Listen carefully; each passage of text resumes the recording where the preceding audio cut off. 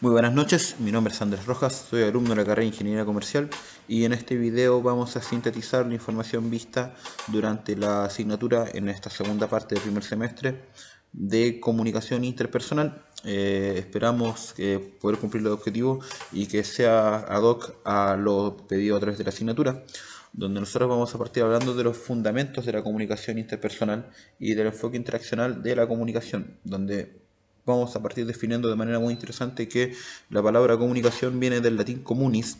el cual habla de comunidad, de común, de desarrollo de comunidad. Y vamos a remitirnos a otro concepto donde Humberto Eco, a través de la semiótica, hablaba de la comunicación como cultura, de cómo la comunicación es la que desarrolla la cultura.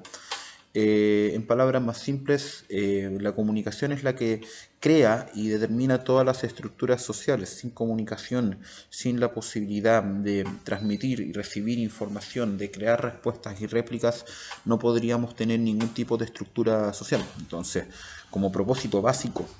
la comunicación tiene la supervivencia, la preponderancia, el poder seguir creciendo como sociedad, como individuos, crear cultura. El propósito de la comunicación es muy amplio y se le ha intentado dar distintas estructuras o distintas definiciones a lo largo de los años, donde nos encontramos con una estructura muy básica del orador, el discurso y la audiencia del soliloquio, donde tenemos a un gran orador hablándoles a una gran masa. La comunicación, por definición, ha ido evolucionando en cómo la entendemos y la definimos, donde ponemos la estructura de la escuela de Palo Alto, donde decimos que la comunicación en esencia depende de la relación y la interacción entre los dos individuos, que todo es comunicación, cualquier acción que nosotros tengamos, ya sea kinésica o verbal, es comunicación,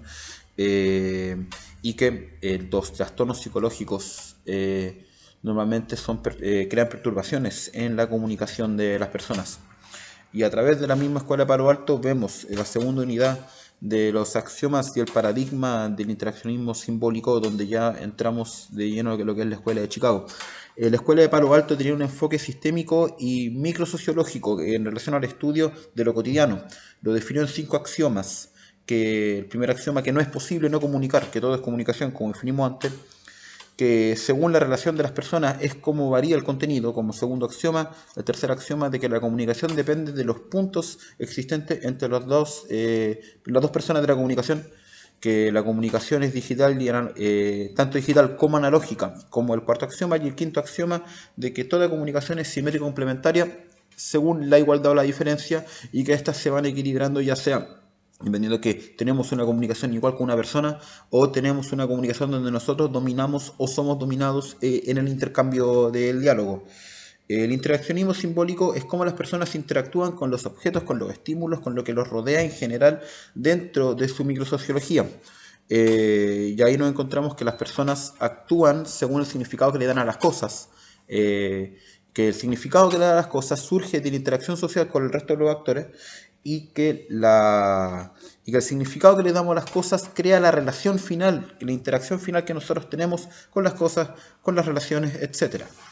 Y ahí nos saltamos a la tercera unidad, que es la pragmática del lenguaje y la comunicación eficaz, donde partimos hablando de la ontología del lenguaje, escrita por Echeverría,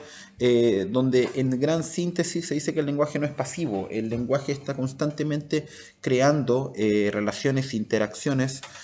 con nuestro entorno, con las personas. La comunicación no es solamente verbal, sino es en todos los niveles en que nosotros nos relacionamos con cosas, personas, sensaciones, etc.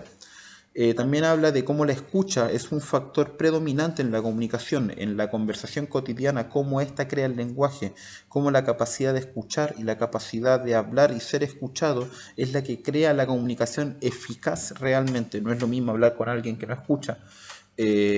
o que alguien te hable y tú no escucharlo, porque independiente de que estén conversando no hay ningún proceso comunicativo. Y cómo las emociones y los estados anímicos influyen fundamentalmente en esta comunicación y en que en esta sea realmente eficaz. Bueno, agradezco su tiempo, espero haber cumplido los objetivos y les deseo muy buenas noches.